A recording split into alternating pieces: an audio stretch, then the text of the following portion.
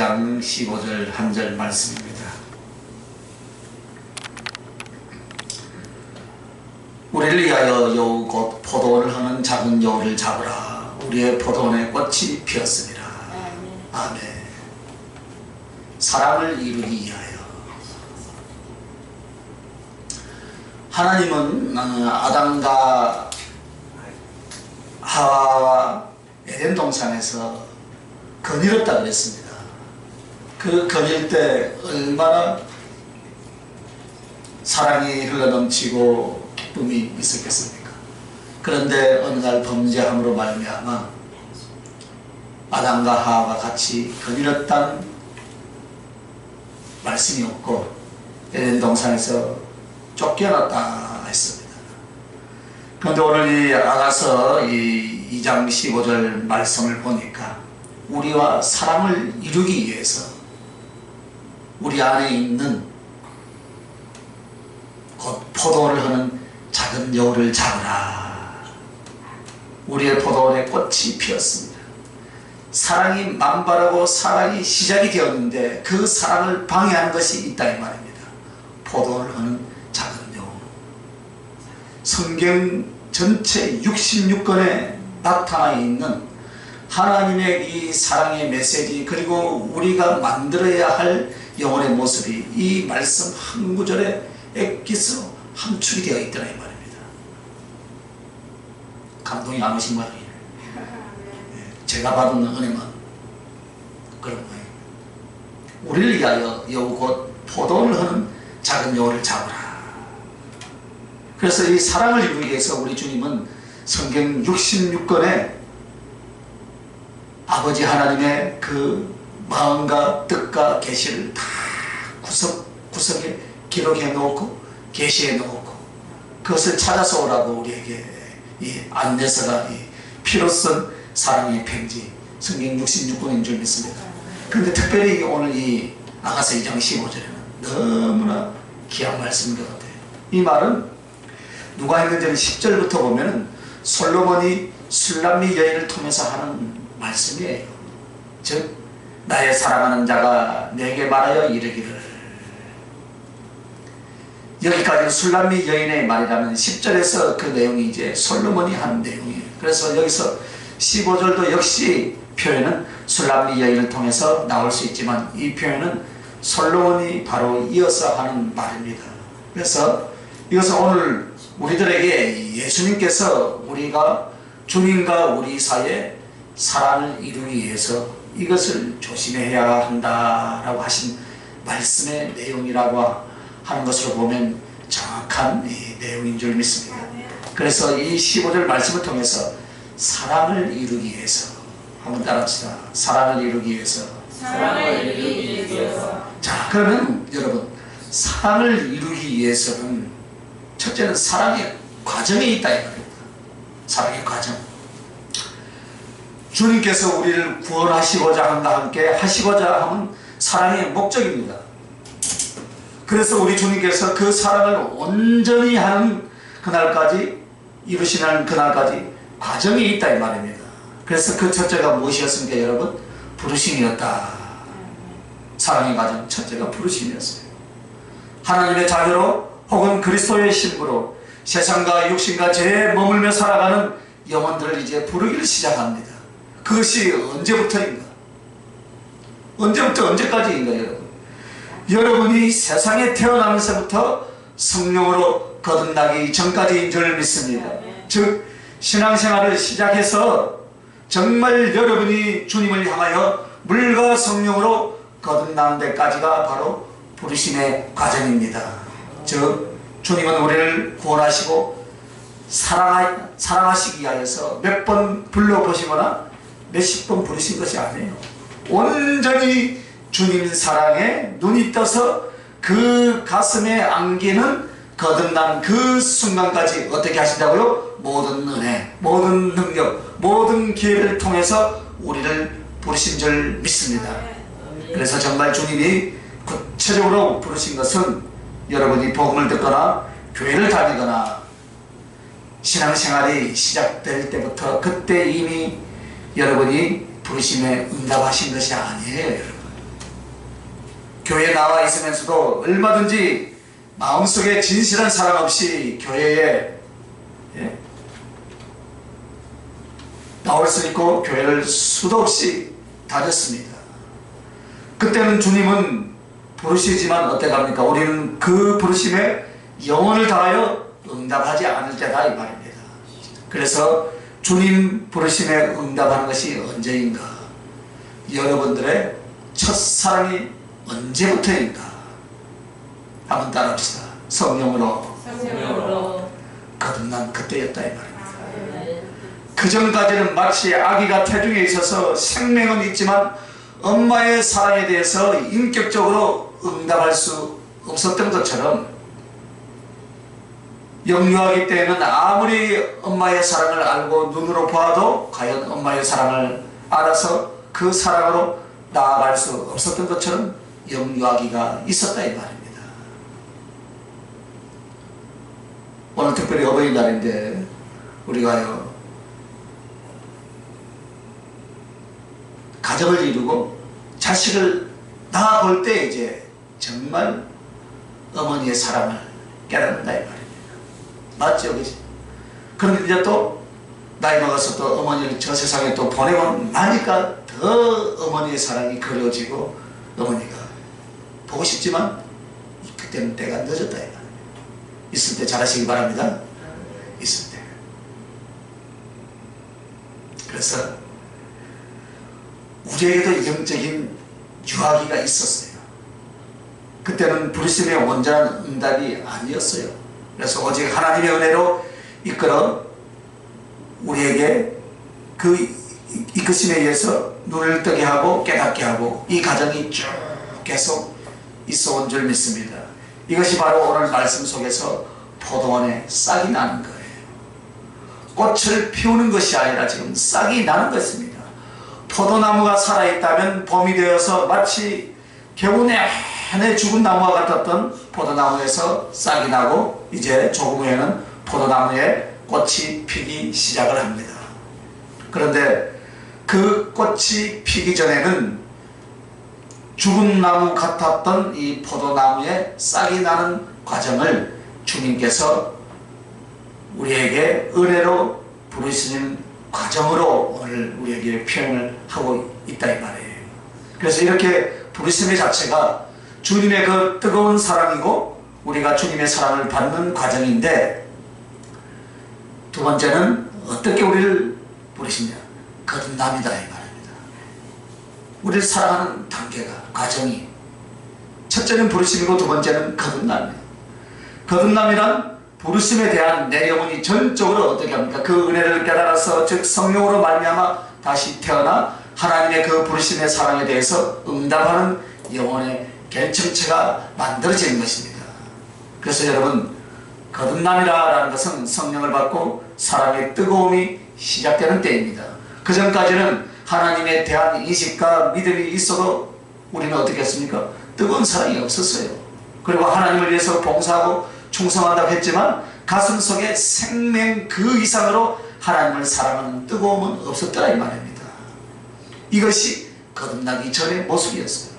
그러니까 우리는요 얼마나 착각하고 살아가는지 몰라요. 수많은 하나님의 백성들이 하나님에 대한 어떤 의지적인 열심을 내는 것, 이것이 다 성령으로 거듭난 것이고 또 하나님을 사랑하는 것이라고 생각을 합니다. 수많은 사람들이요 성경이 66권을 한 번도 안 읽어본 사람이 몇 프로나 될까요? 각자에게 물어보면 알겠죠? 그래요? 저는 모르겠어요. 몇 프로나 될까요?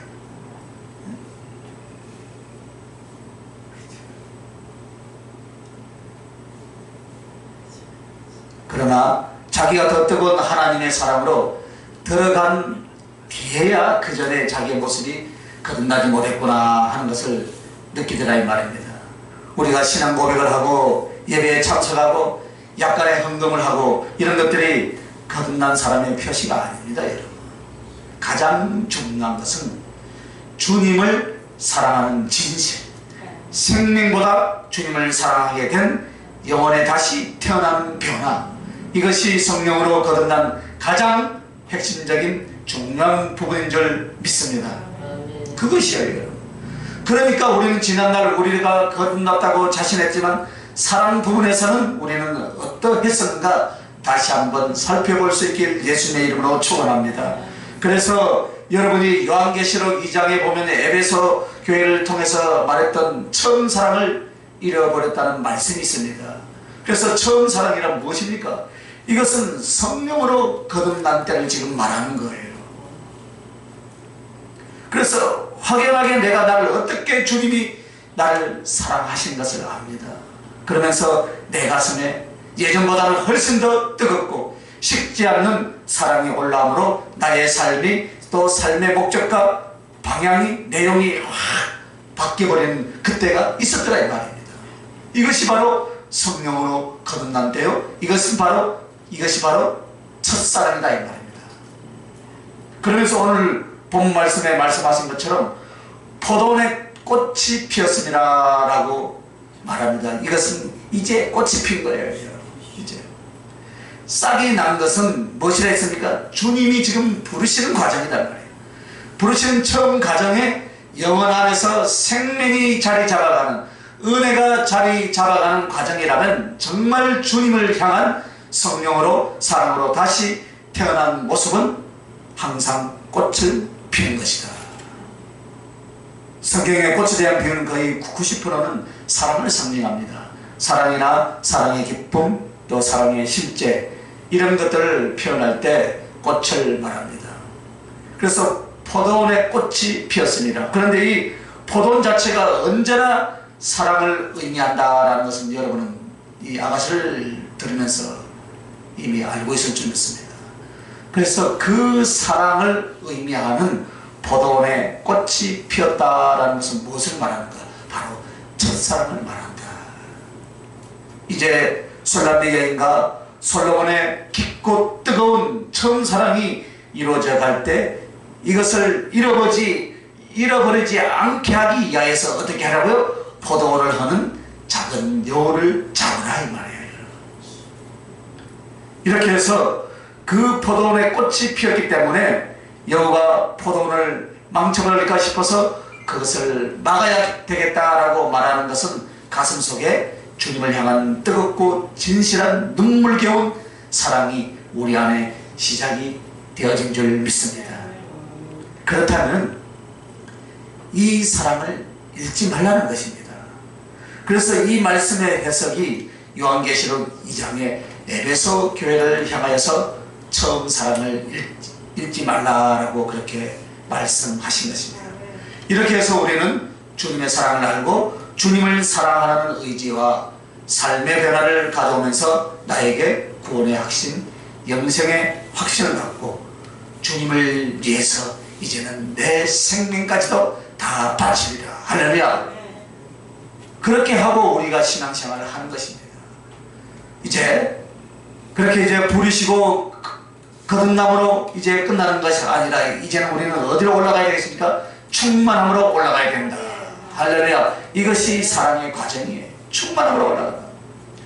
거듭남이 태어남이라면 충만함에는 장성하는 거예요. 여러분, 장성하는 거.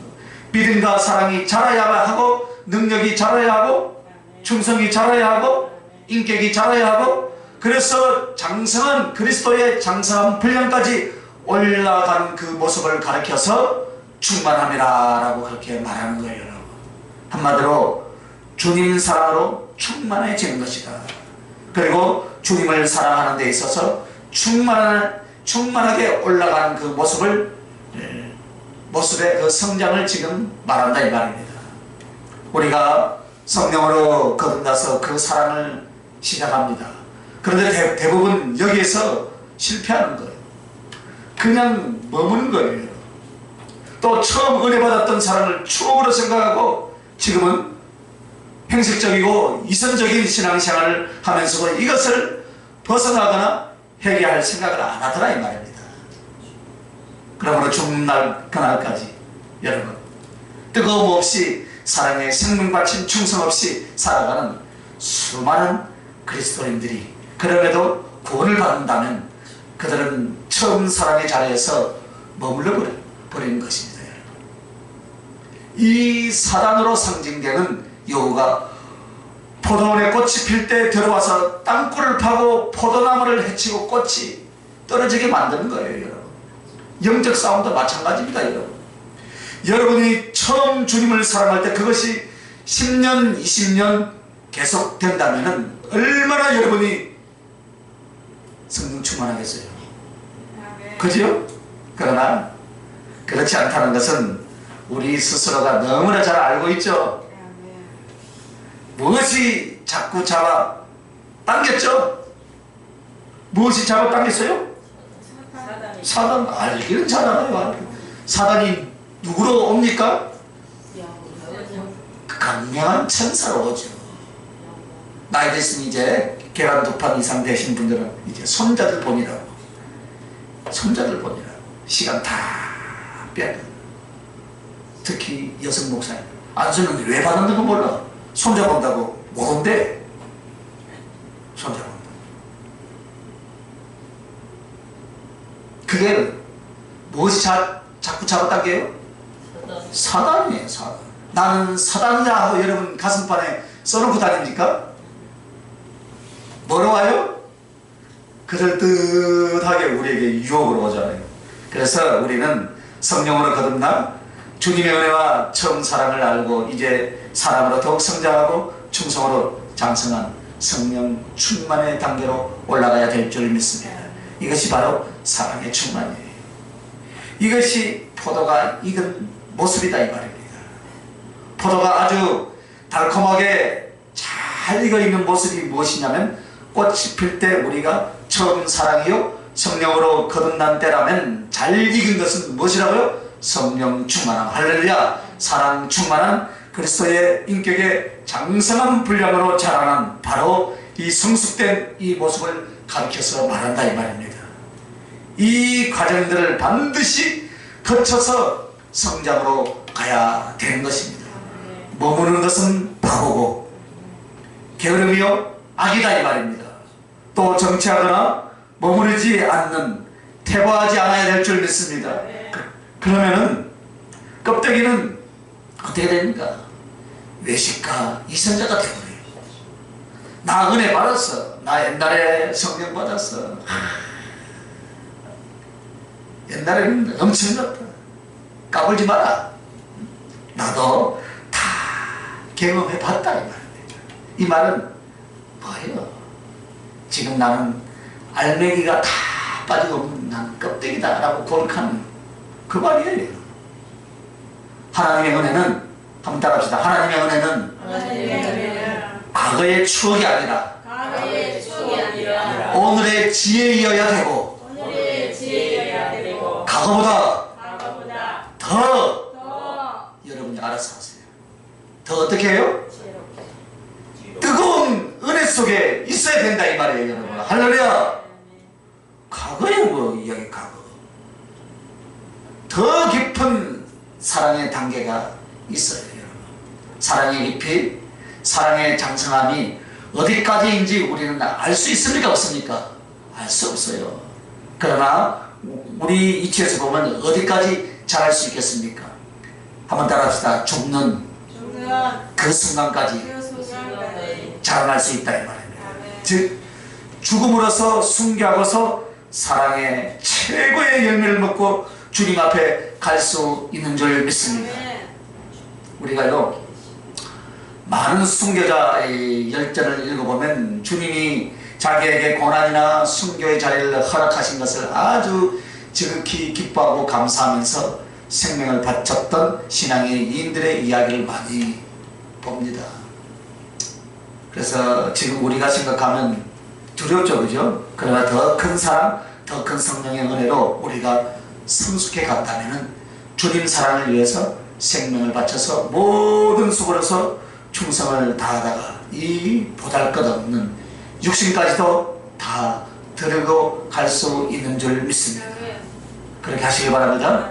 그래서요 한 인간에게 가장 소중한 생명까지도 주님을 위해서 바치고 떠나갈 수 있다면 이보다 더 깊은 사랑은 없는 줄 믿습니다. 그래서 더 깊은 사랑은 무엇을 향하여 올라가야 되느냐? 생명과 삶을 주님께 다 바치는 순교의 자리까지 올라가야 할 줄 믿습니다. 이것을 가르쳐서 주님은 향기롭고 잘 익은 포도주라라고 말씀하신 거예요. 자, 마태복음 26장 29절 한번 찾아보시길 바랍니다.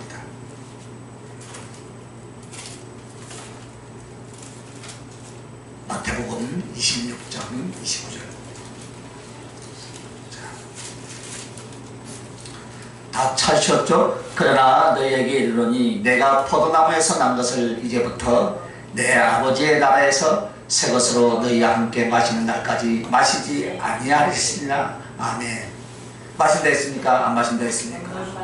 그래서 마지막 성만찬을 주관하시고 포도주를 나누시던 주님이 제자들에게 의미심장하신 말씀을 하시죠. 내가 이제 포도나무에서 난 것을 이제는 내 아버지의 나라에서 새 것으로 너희와 함께 마시는 날까지 마시지 아니하시리라 라고 그렇게 말씀하십니다. 여러분, 이 말씀은요, 마시지 않는다는 것에 목적이 있는 것이 아니라 하늘나라에서 무엇으로요? 새 것으로 너희와 내가 마시기를 고대한다 이 말이에요. 우리는 이 구절을 생각하면서 이제 주님께서 이제 포도주를 마시지 않는다는 것으로 생각하면 안 됩니다. 나중에 보시면요, 우리 주님이 요한복음 19장 30절 보면은 신포도주를 마시고 주님은 하늘나라에 가십니다. 이제 다 이루었다 하고. 그렇다면 주님의 말씀 맞습니까? 안 맞습니까? 아니, 틀리잖아요. 맞긴 안 마신다 했는데 마시고 갔잖아요. 그러니까 안 맞죠. 이해가 안 되는 모양이에요. 마시지 않는다 했는데 포도나무에서 나오는 신포도주를 마시고 갔잖아요. 마셨어요? 안 마셨어요? 마셨어요. 요한복음 19장 30절 이 성경 구절 안 찾으니까 또 잊어버린 모양이에요. 안 마셨습니다? 아니, 마셨습니다? 그래서 주님의 말씀에 지금 안 맞는다 이 말입니다. 그러면 여기서 강조하는 목적이 무엇인가를 살펴봐야 된다 이 말입니다. 그래서 주님의 소원은 우리들을 위해서 생명의 피를 쏟고 너희를 이렇게 사랑하는데 나의 소원은 너희들이 생명까지 다 바치는 포도주, 향기로운 기쁨과 사랑을 나눈 포도주를 가지고 올 때 주님은 그것을 기다려서 함께 나누겠다 이 말이에요. 여러분, 무슨 포도주입니까? 순교의 포도주. 순교의 포도주라 이 말입니다. 순교의 포도주, 충성의 포도주, 헌신의 포도주, 생명을 다한 사랑과 겸손의 온유의 포도주, 그 잔을 마시고 싶다 이 말이에요. 또 이 신포도주를 마신 것에 대해서 또 설교하려면 또 이 시간이 너무 많이 가니까 안 그래도 오늘 설교가 좀 긴데, 예? 제가 평상시에 설교를 다 해서 다 아신 줄 믿습니다. 여러분. 그래서 여러분의 사랑에 대한 기대함에 대한 표현이에요. 생명 바쳐 사랑해 주신 주님께서 우리를 향한 사랑에 대한 기대하심의 표현이신 줄 믿습니다. 그래서 여러분, 실제 하늘나라에서 포도주가요, 영적이면서 실제적인 포도주를 마실 수 있습니다. 그러나 꼭 이것을 의미하는 것은 아닙니다. 그래서 여기서 얼마나 그 사랑을 은했던가를 가르쳐주는 그런 내용입니다.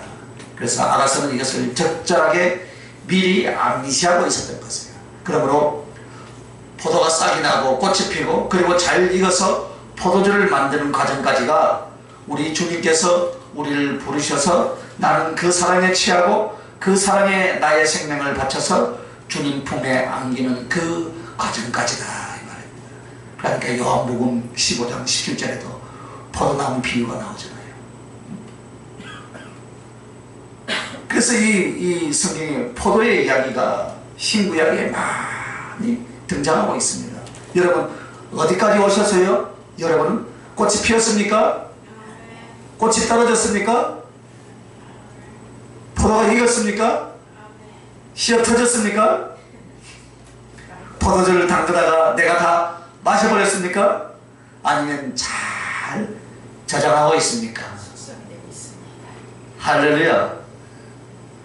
우리가 성경의 한 인물을 봅니다. 사울이라는 사람이죠. 신약의 사울을 보면은 자기가는 어떻게 했습니까? 엄청나게 하나님을 잘 믿고 많은 지식을 갖고 충성을 다한다고 생각하고요. 열심히 특심이라서요, 예수님을 믿는 자들을 이단으로 보고 종교 재판을 하기 위해서 어떻게 합니까? 사람들을 잡아다가 죽이는 일을 서슴지 않았어요. 그런데 그에게 어느 날 주님이 나타나시고 성령이 부어집니다. 그래서 성령이 부어지면서 그는 그리스도의 깊은 사랑을 알게 되고 생명을 다하여서 주를 위해서 사랑의 삶을 생활하고 그렇게 드리게 됩니다. 그래서 그가 바로 바울이 됐던 거예요. 사울이 바울이 됐던 거예요. 성령으로 거듭난 그 거듭남의 과정이 무엇인가를 보시길 바랍니다. 바울을 보면서 바울의 변화가 거듭난다 이 말입니다. 거듭났다라는 것은 포도원의 포도가 꽃이 피어서 향기를 더하고 그 뒤에서부터 이제 사랑의 포도를 연결하는 사람이 되는 줄 믿습니다.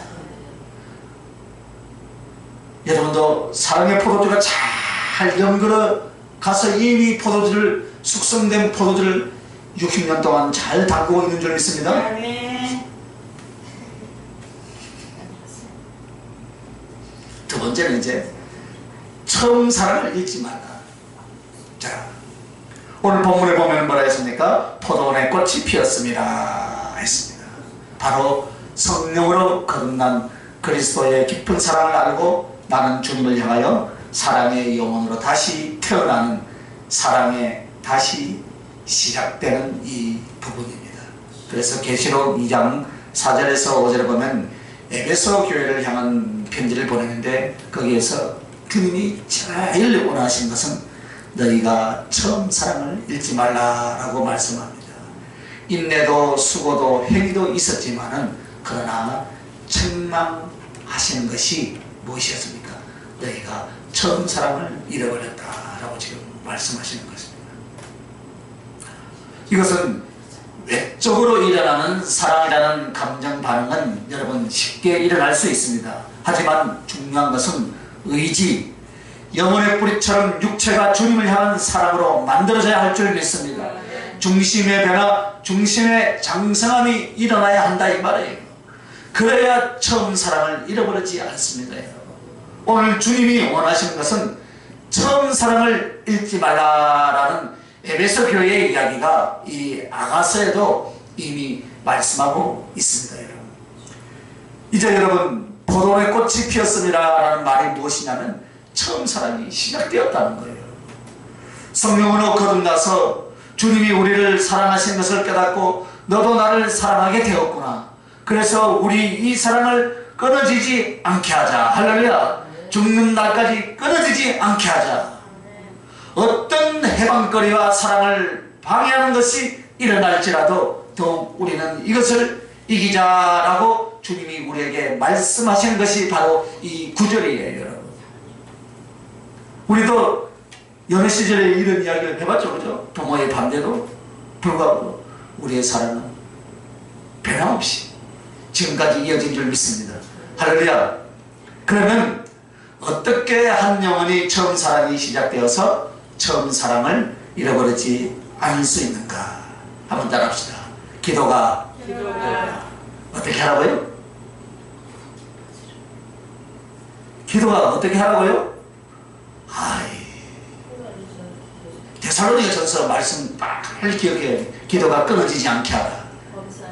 쉬지 말고 기도하라 이 말이에요. 여러분. 할렐루야. 정답이잖아요. 기도가 끊어지지 않게 하라. 한번 따라합시다. 기도가 끊어지지 않게 하라.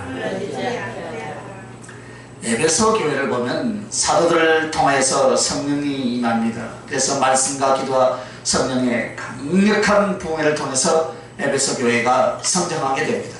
그래서 성령의 전이는 그리스도의 말씀의 깊이를 통해서 능력이 충만하게 일어나더라 이 말입니다. 그래서 주님이 처음부터 은혜를 받지 못한 교회였다면 처음 사랑을 말하실 필요도 없습니다. 그래서 성령의 임하심이나 주님의 사랑은 언제나 기도할 때 경험을 하게 되는 줄 믿으시길 바랍니다. 기도 안 하고 성령을 받고 기도 안 하고 그리스도의 깊은 사랑을 경험한 사람은 하나도 없습니다. 여러분. 사랑의 시작도 기도 속에서 시작되었고 사랑의 계속도 기도 속에서 시작되는 줄 믿으시면 아멘. 그래서 주님은 데살로니가 전서에서 뭐라고 했습니까? 쉬지 말고 기도하라고 그렇게 말씀하시는 거예요. 기도가 끊어지지 않을 것을 말한다 이 말입니다. 여러분, 많은 사람들이 처음 받은 은혜가 소멸되는 것은 어떤 이유에서든지 뭐가 끊어졌어요? 기도가 끊어지는 거예요. 기도가 끊어져 버리면 주님을 향한 사모함과 교제와 성실함이 다 무너졌다는 것을 지금 말하는 거예요. 따라서 그 기도는 내 영혼이 계속 주님을 바라보고 사모하는 사모함에 뭐가 없다고요? 사모함에 진실함이 없다는 거예요. 무너진다는 것은 사모함에 참이 없다는 거예요. 그러면서 주님을 향한 사랑이라는 실제의 존재도 무너지기 시작한다. 기도가 끊어진다는 것은 주님과 나의 인격적인 만남과 교제도 얻기 시작한다. 우리 여실하게 보여주자. 사람과 사람 사이에서도 만나면 어떻게 합니까? 통성명을 하고 전화번호를 남기고, 관심이 있으면 어떻게 합니까? 전화를 주고받는데 관심을 어떻게 하십니까? 어떻게 합니까? 서로 상대가 하기를 기다리다가 안 하면 끝나버리잖아요. 주님과의 관계도 그렇다 이 말입니다. 주님과 우리의 만남의 꽃은 어디에서 꽃을 피웁니까 여러분? 한번 따라합시다. 기도의 자리에서. 기도의 자리. 우리가 기도를 통해서 능력을 받고 기도를 통해서 쓰임을 받고 항상 여기에 고정되어 있습니다 여러분. 그러나 더 한 발 앞서가서 가슴에 두어야 할 것은 무엇입니까? 기도를 통해서 주님과 어떻게 하라고요? 사귀라 이 말이에요. 할렐루야. 주님과 교제하라 이 말이에요. 주님과 마음을 나누리라. 언제나 우리의 목적은 이것이 되어져야 될 줄 믿으시면 아멘. 그러면 기도가 재미있어요? 기도가 신이 납니다. 그러지 못하기 때문에 어떻게 됩니까? 주님은 나에게 뭔가를 주시는 사람이고, 주님은 나에게 뭔가 그 충격적인 요법이 와야 되는 사람이고, 그것을 바라다 보니까 안 주니까 어떻게 합니까? 안 오니까 그냥 기도가 맥이 없고 끊어지는 거예요. 기도가 목적인 줄 믿습니다. 그래서 기도는 나의 주님을 사모하며 깊은 사랑의 교제를 이루게 할 줄 믿습니다. 그러면 이렇게 이루게 되면 그 다음에 성실함이에요. 사랑을 위한 성실함이 있어야 돼요. 즉 예수님을 열심히 사랑하는 사람이 기도를 안 한다면 그 사람은 성실성이 결여되어 있더라 이 말입니다. 사랑에 있어서 성실함이 없다면 무너지게 되어 있습니다. 진실이 아닙니다. 집중하고 순종하고 사모하고 열심을 내고 이것이 사랑의 모습이다 이 말입니다. 그런데 기도가 바로 사모함, 교제, 그리고 주께 대한 성실함, 이것인 줄 믿습니다. 오늘 우리들의 신앙생활에서 기도가 어쩌면 거의 전체를 차지하면서 하나님과 나 사이에 은혜 받는 거, 사랑하는 거, 영적 진보를 이루는 거 다 이룬다는 것을 우리가 너무나 잘 알고 있잖아요. 기도예요. 할렐루야. 그러므로 기도가 끊어지지 않으면 처음 받은 사람도 식어지거나 소멸되지 않는다 이 말입니다. 수많은 사람들을 상담을 하고 접합니다. 다 문제가 어디 있냐? 기도가 끊어졌다. 기도가 끊어졌는데도 왜 응답이 안 되고 문제가 이렇게 꼬이고 막 하냐면 기도를 회복하라. 그런데 기도가 힘들다. 그래서 방법을 가르치니까 기도를 안 하는 방법, 다른 데를 가버려. 턱 만지면 엎어지고 자빠지고 뭔가 하는 것만, 그걸 선호하라. 아니에요. 그리스도교는 기도예요. 기도.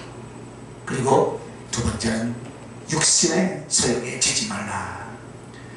뜨거운 사랑의 감정들은 어디에서 대부분 잃어버리냐? 첫사랑을 잃지 않겠습니다. 육신의 소욕을 잃지 않아야 돼요. 주님을 향한 사랑의 감정과 사랑의 열심보다 내 가슴 안에 무엇인가 육신이 원하는 것들에 대한 치우침이 일어나기 시작합니다. 그러면 여지없이 주님께 대한 열심이나 열정이나 사랑이 이미 식어진 것을 자기 자신이 알게 됩니다. 여러분. 육신의 소욕이라는 것은 육신적인 정욕만을 말하는 것이 아니에요. 한마디로 몸뚱이가 자아가 지향하는 쪽을 따라가는 것을 말하는 거예요. 육신의 정욕이나 세상적인 것이 없는 사람이 자기 고집이 엄청나게 강한 사람들이 있어요. 이는 주님이 기뻐하지 않는데도 어떤 생각이나 어떤 자존심이나 어떤 자기 계획이 들어가면 자기가 만들어 놓은 기질이 주님의 기뻐하심보다 자아의 언함을 위하여서 막무가내로 자기를 맡기고 밀고 가버리는 거예요.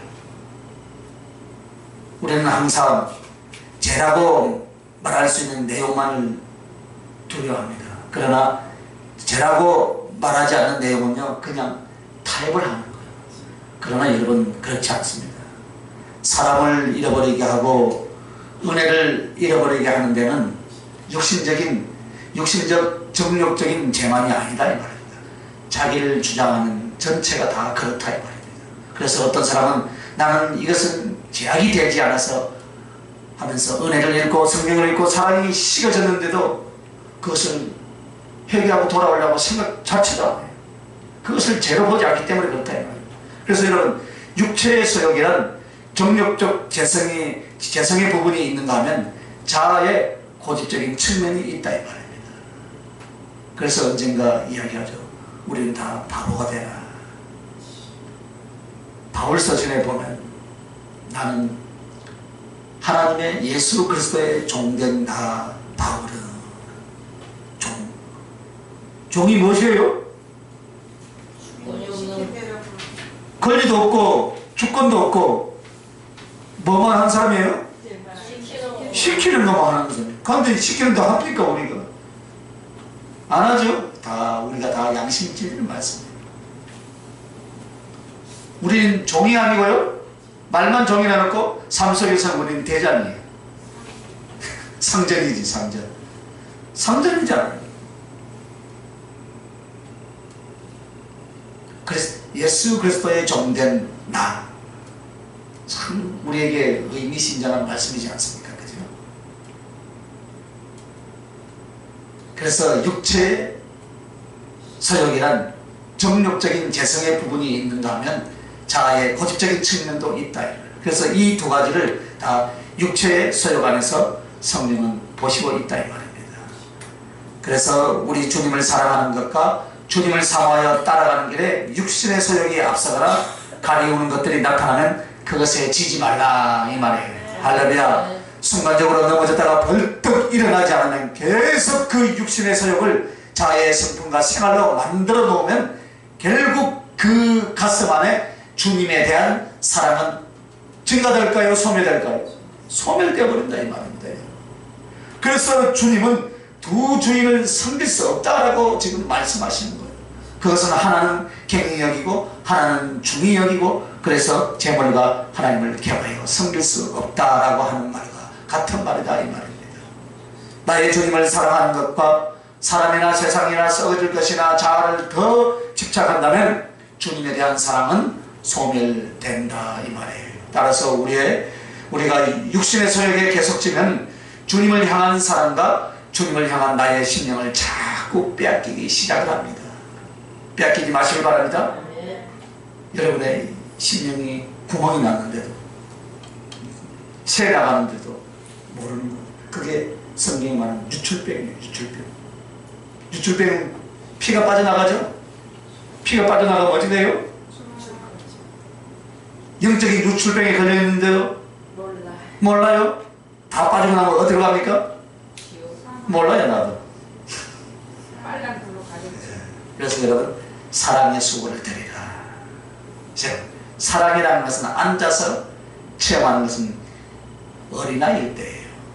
그리고 받는 사람마다 훨씬 힘있고 행복하게 만드는 것은 사랑을 할 때인 줄 믿으시기 바랍니다. 여러분이 누군가를 사랑하여 상대로부터 사랑을 받을 때 더 행복했는가? 행복했어요? 아니면 내가 상대에게 무엇인가를 섬기고 사랑할 때가 더 행복했는가? 아마 상대에게 힘을 다하여 섬김을 다하여 사랑했을 때가 훨씬 더 행복한 줄 믿습니다. 금요일날은 인천가까지 5시까지 집회했어요. 5시까지 앉아서 하고 나니까 얼마나 기쁜지 몰라요. 대단한 사람들이죠. 몇 시간 했어요? 8시간 했어요. 상담하고 집회하고. 그런데 어마어마한 불이 오늘까지 와 있는데 나중에 다 받아가실 거예요.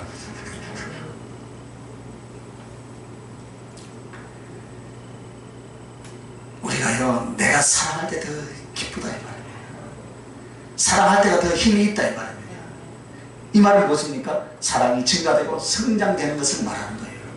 앉아서 받아먹는 것이 아니라 나눠주고 퍼주는 것은 사랑이 증가되고 성숙시키는 것인 줄 믿습니다. 즉 우리도 그리스도의 사랑을 연구하고 경험하는 자리에 머무는 사람은 어느 날 그 사랑의 성장이 없음을 보게 됩니다. 그리고 예전 같은 감각적인 체험이나 현실 쪽에서 일어나는 하나님의 역사가 아니면 하나님이 나를 사랑하지 않는다라고 불평하고 투덜댑니다. 하나님이 이럴 수가 있습니까? 라고 말하지는 않지만 자꾸 사람들 앞에 자기 스스로 낙심을 하게 돼요. 이것은 주님의 사랑의 깊이가 내 안에 느껴지지 않을 때, 내가 만들어지지 않을 때 그렇게 온다 이 말이에요. 그러나 사랑이 성숙할수록 원망, 불평, 낙심 대신에 기쁨과 찬송과 충성으로 계속 올라가게 되는 줄 믿습니다. 영혼의 능력이 여기에 있는 거예요. 따라서 여러분의 사랑이 계속 유지되고 성장하려면 처음 사랑을 빼앗기지 않아야 될 줄 믿습니다. 그렇게 하려면 사랑의 수고로서 이제는 내가 주님을 사랑하는데 힘을 써야 되는 줄 믿습니다.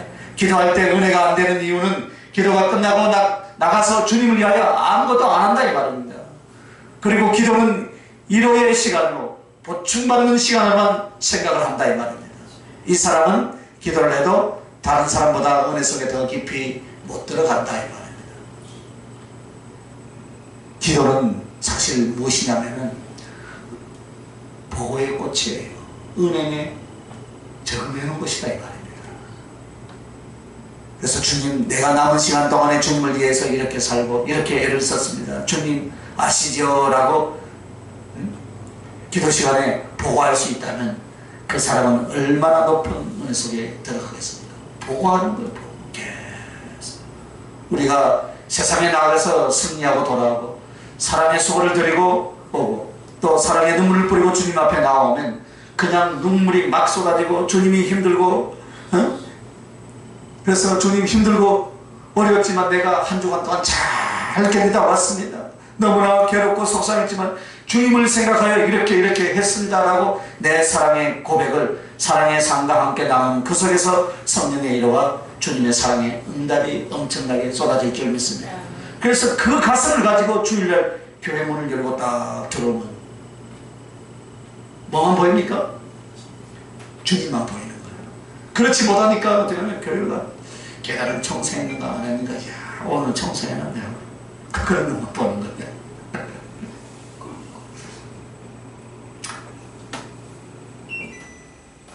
그러면서 그 사랑의 누림이 바로 사랑의 성장이 되는 것을 가르친다 이 말입니다. 날마다 성장할 수 있길 바랍니다. 그래서 여러분과 나에게는 너가 사랑을 아느냐, 사랑을 받았느냐, 사랑을 하고 싶거든, 그러면 사랑의 수고를 드리라, 그렇게 말하는 거예요. 전도를 하신 분들이 이런 말씀을 하죠. 전도할 때 자신의 영혼의 기쁨과 힘을 얻는다고 말씀을 많이 하죠. 그죠? 주님의 사랑을 나누고 전할 때 자신의 영혼의 기쁨과 사랑이 막 올라오는 것을 수많은 사람들이 감정을 합니다. 그렇습니다. 누군가 누구에게 복음을 전하고 가르칠 때 나의 영혼의 기쁨과 힘이 솟아 올라오는 것을 우리는 체험을 합니다.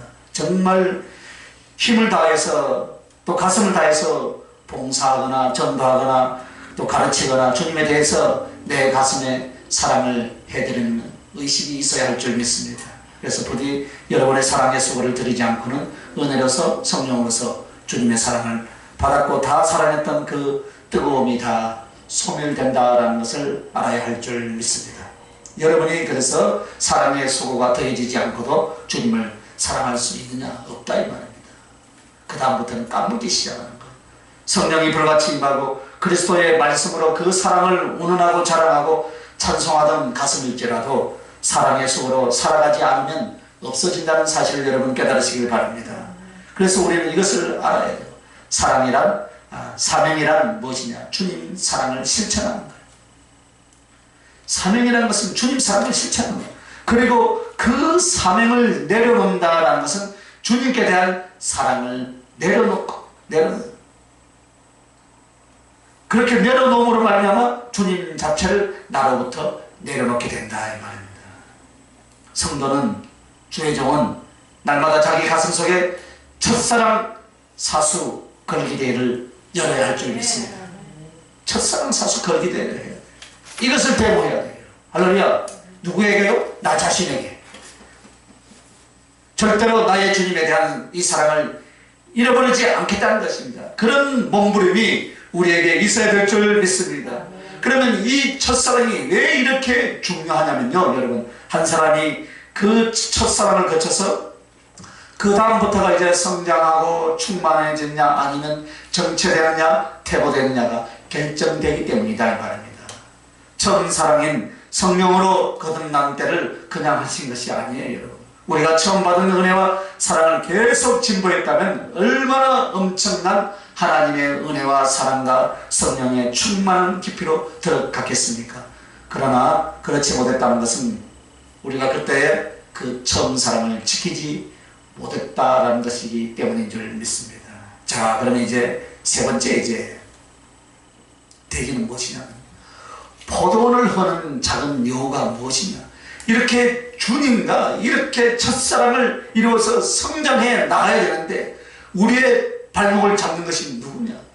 우리의 심령을 허물게 하는 것이 무엇이냐? 그래서 포도원을 허는 작은 여우, 사단의 공격이다 이 말입니다. 사단. 포도원은 주님과 사랑할 나의 영혼과 삶을 가르쳐 말하는 것. 이것이 포도원입니다. 그래서 이 포도원을 갖고서 드리는 것은 내가 주님을 사랑하고 주님과 살아갈 나의 영혼이며 나의 신앙이며 나의 인생을 가리킵니다.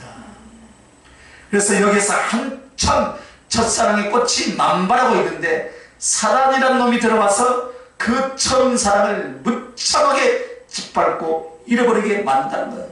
그래서 그 여우를 잡아야 되고 그 여우에게 당하지 말아야 된다라고 여기에 말하는 줄 믿습니다. 여러분, 마귀가요 성도들을 공격할 때 공격 목표가 있습니다. 그 목표가 무엇이냐면 여러분의 영혼을 노략질하고 도적질하고 죽이려고 별의별 짓을 다 하는 거예요, 여러분. 그러나 가장 중요한 것은 이것입니다. 사랑을 무너뜨리는 거예요. 무엇을 무너뜨려요? 사랑이에요. 하나님과의 사랑을 무너지게 하고 그러므로 영혼과 영혼 사이에서의 사랑을 무너지게 하는 것이 사단의 공격 목표다 이 말입니다. 제가 무엇입니까, 여러분? 사랑을 무너지게 하는 거예요. 이것이 사단의 공격의 목표예요. 그러면 사단이 어떻게 공격합니까? 사단은 주님에 대한 사랑을 무너지게 하는데 어떤 방법으로 유혹을 하거나 시험을 하고 어려움을 줄 때 가장 큰 주 목적은 주님에 대한 사랑, 내가 주님을 사랑하는 사랑을 무너지게 하는 것이다 이 말입니다. 이것은 때로는요 낙심으로도 오고 정욕으로도 오고 세상 미련과 욕망으로도 오고 혈기와 분노로도 오고 별 방법으로 다 오요. 부부 사이의 싸움으로도 오고 자녀들의 문제 이 별의별 것으로 다 오는 거예요. 이게 합법적으로 오잖아요.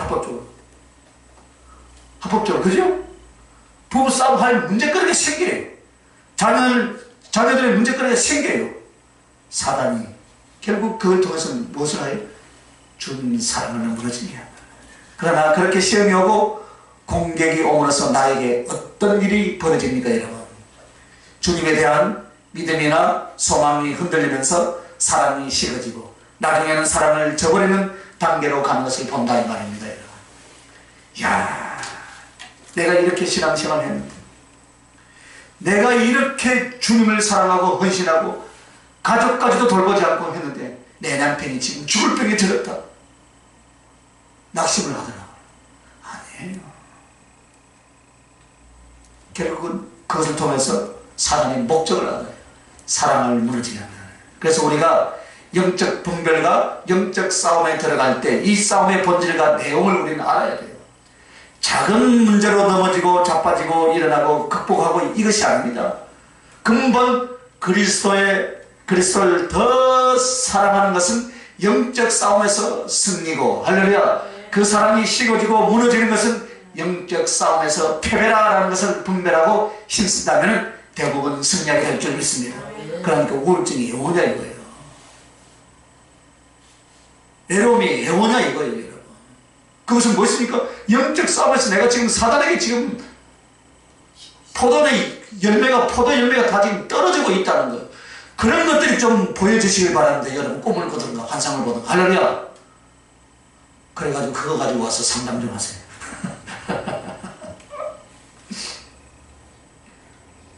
다음 제가 뿅 망치가지고 여러분의 머리를 한 대 탁 때려 드리겠습니다. 사랑은요, 사랑이 시작되지 못하게 하는 거예요. 주님을 향한 사랑이 꺾어지게 할 뿐만 아니라 이제 주님과 사랑을 체험하지 못했던 성도들이 어떻게 합니까? 사랑이 시작되지 않도록 이기적으로 생각하고 정말 그리스도의 사랑을 그 사람과 이루지 못하게 하는 거예요.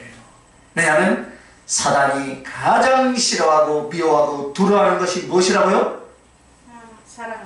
사랑이에요. 제가 이렇게 물어보면 예수의 피라고 하더라고요. 그 피의 본질이 무엇이에요, 여러분? 사랑이잖아요. 사단이 가장 싫어하고 미워하고 두려워하는 사랑이에요. 그런데 사랑과 사람 사이에 만나서 어떻게 합니까? 미워하고 시기하고 질투가 나고, 이건 누가 하는 거예요? 알기는 잘하면서 왜 하냐 이거예요. 하지 말아야 돼요. 할렐루야. 왜 사랑을 미워하고 싫어하느냐 하면, 사랑은 한번 따라합시다. 사랑은 하나님의 본성이다 이 말입니다. 하나님의 본성이다. 하나님의 능력이다. 하나님의 섭리다. 하나님의 역사다. 그러니까 사단이 미워합니다. 그렇기 때문에 하나님의 손길이며 하나님의 본성의 권능이 나타나는 것이 바로 사랑을 이루는 것이다. 그래서 사단이 제일 싫어한다. 그래서 마귀의 본성을 따르는 것은 사랑을 소멸시키고 사랑을 파괴시키고 미움이나 시기나 싸움이나 분쟁을 일으킨다 이 말입니다. 이것이 사단의 내용이고 사단의 전략인 줄 믿습니다. 이건 믿는 정도가 아니죠, 그죠? 사단의 전략이다 이 말입니다. 우리가 주님을 향한 사랑이 시작되지 못한 채 신앙생활을 수십 년 시작을 한다고 합시다. 얼마나 형식적이고 이선자가 될 것인가. 그리고 사람에 대해서도 유익을 위해서 사람을 가까이 하되 진정한 그리스도의 사랑으로 사랑이 시작되지 않는다면 사람과의 관계에 있어서 얼마나 이선자가 될 것인가를 한번 생각해 보시길 바랍니다. 그래서 마귀는 사랑하는 가슴에서 주님 사랑을 잃어버리게 하고 사랑하지 못한 자는 아예 사랑이 시작되지 못하도록 꽃을 꺾어버리는 거예요. 우리는 가끔 이런 이야기를 많이 듣죠, 그죠? 교회에 주의 종들과의 어떤 안 좋은 사건이나 경험이 주님을 향한 열심을 내거나 충성하는데 엄청난 장애를 가져오거나 낙심해서 아직도 방황인 사람들이 있죠, 그죠? 이것은 사실이에요. 그래서 가난한 성도도 생기고요. 그런데 그런 것을 경험하는 성도들의 입장에서는 그것만을 핑계대고 있다 이 말입니다. 우리나라 속담에 구더기 무서워서 장 안 닦는다고 하잖아요. 하기야 요즘 세대는 된장 안 먹으면 되죠, 그죠? 안 먹을 수 있습니까, 한국 사람이? 그것만을 핑계댄다. 왜냐하면 그것은 사람이 주의 종에 대한 좋지 않은 생각을 가지고 또 다른 주의 종을 만날 때 하나님의 은혜나 말씀을 못 받아들이게 하는데, 그러므로 내 영혼에는 하나님을 향한 사랑이 시작될 수 없다는 것을 본인이 너무나 잘 압니다. 그래서 자기가 받은 상처나 과거의 어떤 기억이나 혹은 들어오는 어떤 영적 공격을 차단하고 아무것도 없는 새로운 가슴을 주님과 자기를 가꾸어서 만들어 가야 될 줄 믿습니다. 그렇게 만들어 가야 돼. 안 그러면요, 그 포도는 여우가 와서 다 해쳐버리는 거예요. 이렇게 해서 주님을 향한 사랑이 시작되면 분명히 사람하고의 사랑도 시작이 되어서 영적 싸움에 승리의 열매를 가져올 줄 믿습니다. 그래서 영적 공격을 차단하고 아무것도 없는 텅 빈 가슴을 만드시기 바랍니다. 날마다 만들어야 돼요. 사단은 그리고요, 다른 것을 사랑하게 만들어요. 그래서 마귀가 강명의 천사를 가장한다는 말을 꼭 환상을 보고 혼란을 일으킬 때만 그렇게 하고 나타난 것이 아니에요. 마귀가 강명의 천사를 가장한다라는 것은 옆에서 자기를 위로해 주는 거예요. 사단은 자기를 두둔해 주기를 시작합니다. 사람을 통해서 이렇게 하는 거예요, 여러분. 자기를 합리화시키기 시작합니다. 그런데 정당한 것 같이 느껴진다 이 말입니다. 그런데 사실 열매는 무엇이 없느냐? 주님을 위한 사랑도 영혼을 위한 사랑도 다 세워버리게 만든다. 이것이 사단의 역사예요, 여러분. 칼을 들고 목을 치려고 마귀가 그렇게 나타난다면 얼마나 좋겠습니까? 그죠? 그렇게 안 나타나요. 아주 친한 친구인 것처럼, 나의 영혼의 일부인 것처럼 쓱 나타난다는. 그래서 생각 속에서 계속 들어오고, 그런데 생각 속에 들어오는 것을 차단해야 되는데 이것을 못하는 것은 이것을 내 영혼이라고 생각하는 거예요. 그 생각 자체가 에브로부터 공격하는 사단이라고 내가 규정만 할 수 있다면 그 생각을 이깁니다, 여러분. 그런데 그것이 아니다 이 말입니다. 사랑스러운 내 영혼의 작용이라고 보는 거예요. 그래서 그 상황을 계속 마음에 두고 혼자 연민하고 방황을 하는 그 사단에게 꼼짝없이 잡히는 거예요. 여러분, 술 취한 사람에게 한번 물어보세요. 당신 술 취했어? 술 취했다 합니까? 안 합니까? 절대 안 하는 거예요. 무슨 말씀인지 알겠죠? 그죠? 그래서 하나님이 기뻐하신 내용과 뜻이 아닌 감정과 의지와 생각이 들어온 이것 전체가 다 사단의 공격이라고 내가 믿어야 돼요. 그래야만이 싸워서 이길 수 있다 이 말입니다. 그렇지 않으면 영적 싸움은 끝나는 거예요. 싸우지도 못하고 당하는 거예요. 부디 여러분 꼭 기억하시길 바랍니다. 사단이요, 다른 쪽으로 마음을 두고 다른 것에 관심을 두고 다른 것을 사랑하게 만든다 이 말이에요, 여러분. 이것이 요한일서 2장 15절에서 16절 말씀이에요.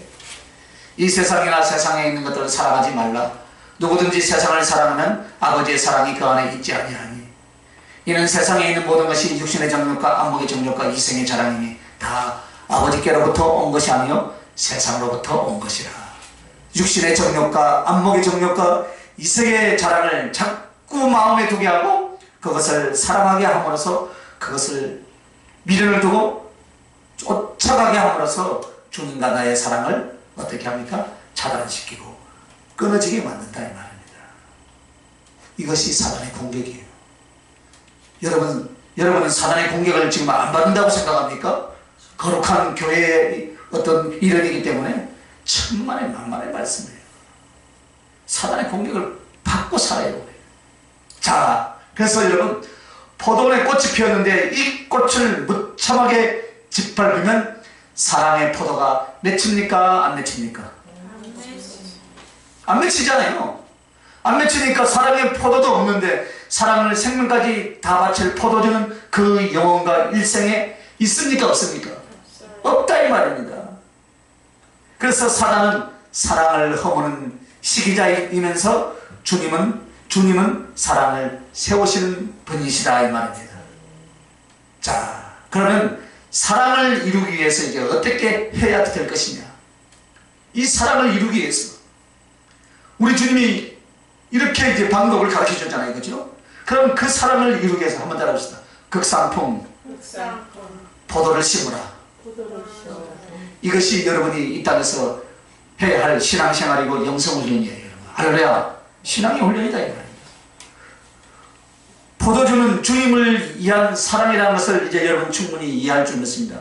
극상품 포도를 심으라라는 말은 포도원은 주님을 사랑하고 주님을 사랑하는 내 영혼이며 신앙이며 나의 삶이라면 거기에 포도원을 이룰 때 제일 중요한 것이 무엇이냐면 어떤 좋은 품질의 포도 모목을 가져다가 심어야 된다.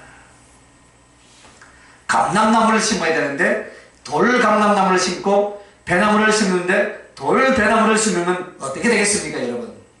절대로 좋은 열매를 맺지 않습니다 여러분. 어제 밤에 9시 반까지 저 텃밭을 이루어서 심어놨는데 좋은 것을 심어놔야 올여름에 이제 맛있는 고추를 따먹지 않겠습니까? 좋은 것을 극상품 포도. 그러면 오늘 우리들의 영혼과 신앙에 있어서 특상품 묘목을 심는다라는 것은 무엇이냐?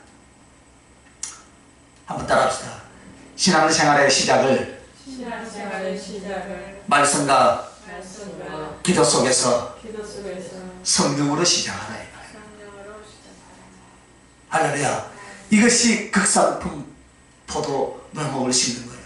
어디 가서 막 뱀 고치는가 막 이것만 갖다 해. 교회 오면 뱀 고치주는다.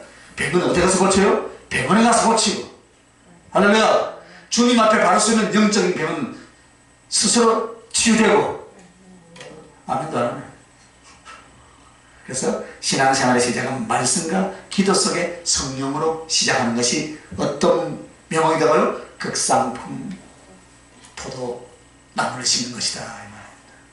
그런데 왜 대부분 힘들고 어렵고 무능력하고 편의 신앙생활이 왔는가? 이때까지 신앙생활을 어떻게 시작해 왔는가 여러분? 뱀을 치료해준다, 복을 받는다, 마음의 평안을 얻는다. 그러니까 나오기만 하라고 이렇게 교회를 다니는 거예요. 교회 나왔으면 어떻게 해야 됩니까? 성령을 받게 해줘야 돼요. 할렐루야. 성령을 받게 해줘야 돼요.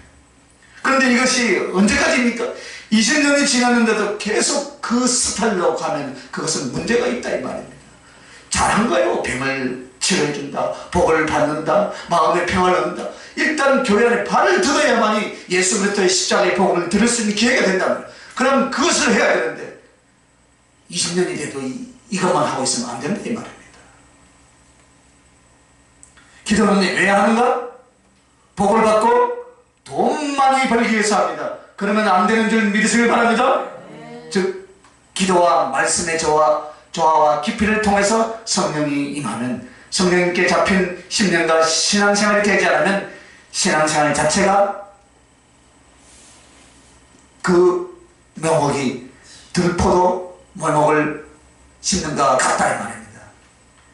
그 사람이 세월이 가도 큰 변화가 일어나지 않는 이유는 내가 주님을 섬기고 신앙생활에 매진하는데 말씀과 기도 속에서 성령이 임하시고 성령을 쫓는, 그래서 그 성령의 인격과 능력을 주관해 주심이 없다면 오랜 세월이 지나도 사실은 들포도 나무밖에 안 된다 이 말입니다. 그래서 우리 주님과 사랑의 온전함을 이루려면 말씀과 기도로서 성령께 잡히는 너의 영혼과 신앙생활을 시작하라 이거예요. 이것이 안 되면 여러분 어떤 공부나 노력이나 어떤 수고나 봉사나 자기의 영혼 존재를 정말 예수님을 사랑하는 본질적인 진실한 사랑이 뜨거움으로 가져올 수가 없다 이 말입니다.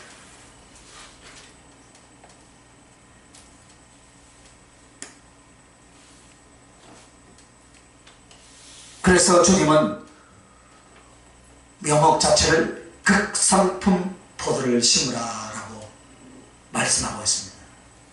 그리고 극상품 포도를 맺어야 된다. 두 번째는 할렐루야.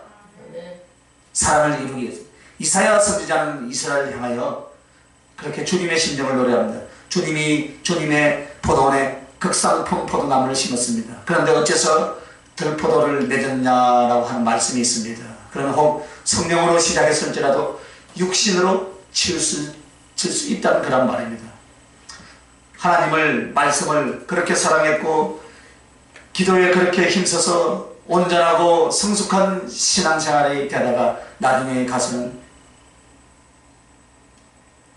행위로 치우치고 세상적인 모습으로 거꾸로 넘어질 수 있다 이 말이에요. 왜 그러냐? 가꾸지 않기 때문이다. 좋은 가수가 심어질지라도 환경과 돌봄이 제대로 되지 않으면 좋은 실과를 얻을 수가 없대요. 참외를 심으면요, 참 중요한 것을, 우리는 작년까지 참외를 심으면 어떻게 심었습니까? 심어놓고 그냥 열매 맺기만을 기다렸어요. 그런데요, 할아버지 처음 낳은 순이 할아버지 순인데요, 할아버지 아니에요? 잘라낸대요. 두 개를 자르는 손자 순을 키워야만이 열매가 주렁주렁 열어서 한 그루에 한 20개 정도는 더 열리는데, 우린 가만 놔두니까 1년 내내 몇 개씩 한 5개, 6개 따먹다 끝내는 거예요. 올해는 많이 좀 따먹읍시다. 술을 꺾어둬야 된대. 우리의 영혼도 마찬가지다 이 말입니다. 우리의 신앙도 마찬가지예요. 말씀과 기도로 시작하여 성령님께 은혜를 받았으면 계속해서 말씀에 대한 순종, 그 사랑을 받고 성령을 받았으면 그 사랑에 대한 충성, 이렇게 해서 성숙하게 자꾸 자기를 키워나가야 된다 이 말이에요, 여러분. 할렐루야. 그래서 오늘 우리들이 신앙의 훈련, 영성 훈련, 이런 것들이라는 것은 영적인 진보를 이루는 우리들의 노력이에요. 누구에게 훈련을 받고 누구에게 억압을 받는 차원이 아니에요, 여러분. 내 스스로 길을 가르침을 받으니 내가 어떻게 해서 주님의 그 주님 앞에 영적인 진보와 성장을 이루실까를, 이룰 것인가를 전에는 내버려 두고 살았는데 이제는 나름대로 성령의 지시를 쫓아서 만들어 가더라 이 말입니다. 왜냐하면 극상품 포도를 맺기 위해서 그렇게 만들어 가는 줄 믿습니다. 자, 그러면 극상품 포도를 맺는 모습이 무엇인가? 한번 따라합시다. 순종과 충성이라는 진실한 사랑이 되게 하라. 내 영혼과 신앙생활의 내용이 순종과 충성이라는 진실한 사랑, 주님을 향한 그 진실한 사랑은 감정이나 말만이 아니라 순종으로 나타나고 더 큰 충성으로 나타나는 진실한 사랑이 되면 이것이 극상품 포도주를 맺는 모습입니다. 자, 그러면 이제 마지막입니다. 이제 극상품 포도주를 저장하라 이 말입니다. 포도주를 만드는 이유는 내가 가장 사랑하는 그분과 잔치하기 위해서 준비하는 거예요. 여러분과 내가 주님 만나서 혼인잔치할 때 여러분이 가지고 갈 예물 중에 제일 중요한 것이 여러분의 영혼, 가장 주님을 사랑했던 그 가슴에 고여있는 생명의 피까지 다 바쳤던 내 사랑의 포도주를 신랑이신 주님께 손수 따라드리라 이 말입니다. 할렐루야. 그래서 하늘나라에서 새 포도주로 너희와 내가 마실 때까지는 내가 마시지 않는다 라고 마태복음 26장 29절에 말씀하신 것은, 내가 그 사랑을 세상에서 이루고서 내게 와서 너의 사랑의 포도주로 나에게 줄 때까지 나는 너만을 사랑하여 그리워하고 목매 기다릴 것이다. 이것이 그 신랑의 간절한 기다림과 고뇌의 표현인 줄 믿습니다. 지금도 기다리는 거예요. 할렐루야. 그래서 여러분과 나에게 한평생 마지막 열매는 사랑의 포도주를 저장하는 것인 줄 믿습니다. 내 존재와 내 영혼이, 내 사역이 계속 더 주님을 사랑하는 것입니다. 진실하고 순수하고 정말 주님 보시기에 가장 아름다운 사랑을 만들어가는 것입니다. 이것이 포도주를 저장하는 것입니다. 그래서 극상품 포도주를 저장하라라는 것은 성령께 잡힌 충만함으로 생명까지 주님께 드리는 사랑, 바로 그 가슴을 주님이 원하신 줄 믿습니다. 더 이상 내게 아까운 것이 없고 아쉬운 것이 없습니다. 사랑을 위해 성령의 충만함을 입고서 그 사랑의 생명까지 내 주님을 위해서 다 바쳐버린 이 사람은 가장 오래된 포도주, 아주 향기롭고 달콤한 포도주를 주님께 드리는 자와 같다 이 말입니다.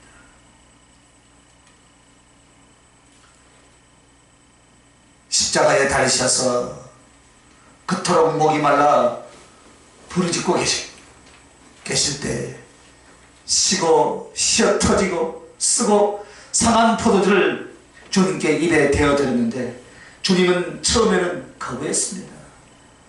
나중에는 받으셨습니다. 이제는 여러분과 내가 내 영혼과 신앙 자체를 시고 썩어진 포도주로 드릴 수 있고 향기롭고 달콤한 극상품 포도주를 드릴 수 있습니다. 이렇게 하기를 힘쓰는 사람은 바로 주님과의 사랑의 진실과 사랑의 큰 성장을 이루어서 하나님 나라에 가는 최고의 상을 받을 줄로 믿습니다. 기도합시다. 하나님 아버지 감사합니다. 아가서 2장 15절 한 절 말씀 속에서 우리 주님의 사랑을 원하시는 그 마음, 또 사랑을 성취해 갈 그 모든 지혜를 우리에게 말씀해 주셨나이다. 맞습니다, 주님. 때로는 우리가 용납하여 작은 여우가 주님만을 사랑해 드릴 포도원에 들어와서 그 꽃을 따고 그 열매를 상하게 하는 경우가 많이 있었습니다. 주님 이제 항상 깨어있고 주님 사랑에 힘쓰고 작은 여우를 잡고 포도를 잘 갖고 와서 피어나는 꽃이 열매를 맺고 그 열매로 주님을 향한 생명까지 다 바치는 사랑의 포도주를 담궈서 주님 앞에 드리게 하여 주시옵소서.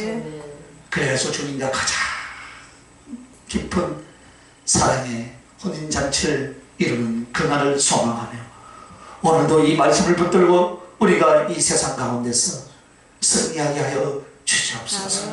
주님을 사랑합니다. 예수님 이름으로 기도하옵나이다. 아멘.